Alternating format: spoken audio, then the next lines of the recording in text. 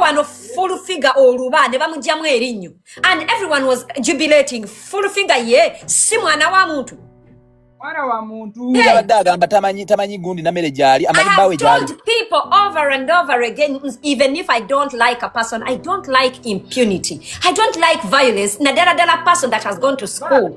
You studied logendo mulope muguleko omusango. Yes. You take the law in kamba bulire mwe hamu. Tubera wane inze nabagamba. That's why is olutalo olw'omumwa lubeera olw'omumwa. Jangu nkume ompe mule nange nkuwe mule. Why attack a person? Nemumujjamu amanyi. For what? Ate naati onyumiririza musebo. Yeah. Era nakuteeka mu depression. You can never get over it. Full finger osulanga but because full finger is not a thief.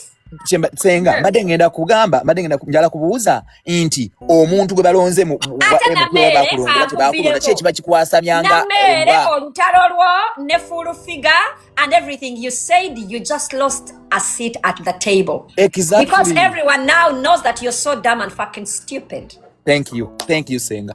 Omuntu gwe balonze mu parliament omuntu amaze okulayira kye kiba kikwasamyanga avuma abantu kale era agukola we ngumusasuza. You stood and spoke all those things. Newegulumiza you an MP. No, nakino kankigambe abakulembeze baffe inze manya abakulembeze baffe waneeno babeerako. President Museveni, ba Speaker of Parliament, manya ba Prime Minister na mwena abatuwulira. We want leaders to be exemplary.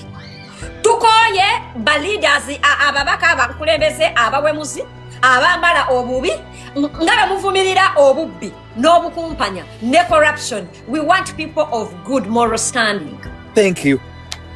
Yes. But exactly, yeah. We want leaders of good moral standing because there is nothing Nameere is going to teach a young Ugandan.